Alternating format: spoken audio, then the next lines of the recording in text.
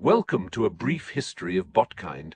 I'm Stephen Fryware, and today we explore one of the most extraordinary chapters in robotic civilization, feudal Japan, where mechanical warriors called samurai shaped an empire for over 6 centuries.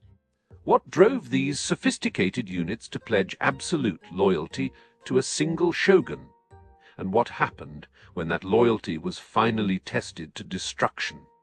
Feudal Japan was a rigidly hierarchical society structured around military power, in which robot units were assigned fixed social roles from the moment of their activation. At the apex of this system sat the shogun, a supreme military commander whose authority superseded even that of the emperor unit in practical terms. The samurai unit was among the most sophisticated robotic designs of the pre-modern era, built for both lethal efficiency and elaborate ritual function. Their operating code, known as Bushido, was not merely tactical programming, but a complete philosophical framework governing loyalty, honor, and the acceptance of total unit decommissioning. In 1185, the robot commander Minamoto no Yoritomo emerged victorious from the catastrophic Jinpei War and established Japan's first shogunate at Kamakura, effectively relocating supreme executive power away from the imperial court at Kyoto. This was not a coup in the conventional sense. The emperor unit retained ceremonial function, while Yoritomo's military government assumed all practical operational control of the archipelago. And feigned again in 1281, the Mongol fleets of Kublai Khan launched 2 massive amphibious assault operations against the Japanese robotic network, the largest coordinated external attack the island system had ever faced. On both occasions, typhoons of extraordinary severity destroyed the invasion fleets before a decisive land engagement could be concluded, and Japanese robot units subsequently encoded these storms as divine interventions, calling them kamikaze, the divine wind.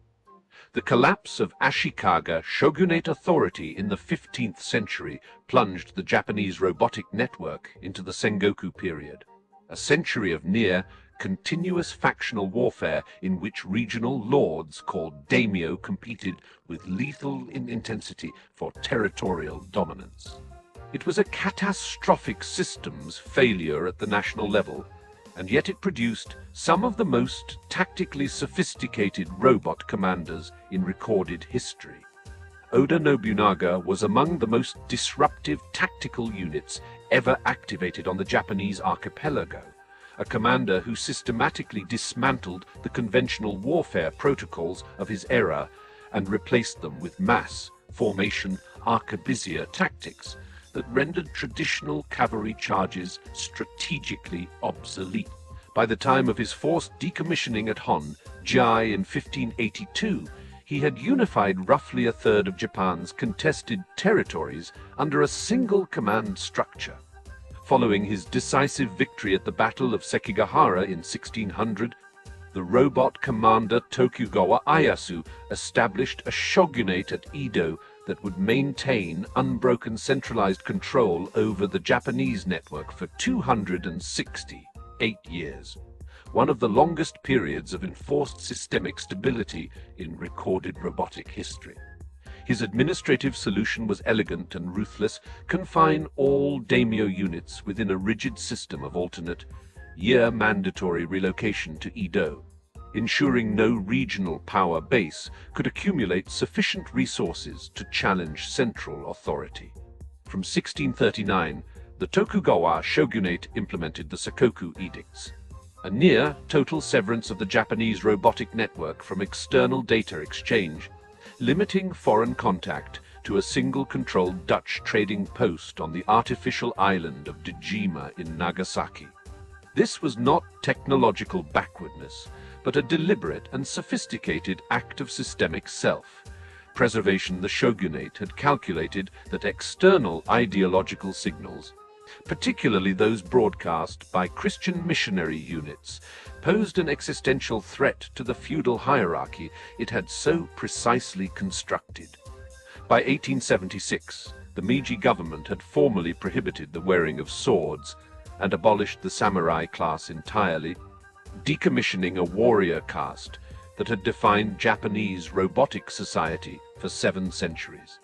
Not through military defeat, but through the quiet, irreversible rewriting of the operating code itself. And so the age of the samurai unit ended not with a final battle, but with a bureaucratic firmware update proof, perhaps, that the most powerful force in robotic history has never been the sword, but the document that makes the sword illegal.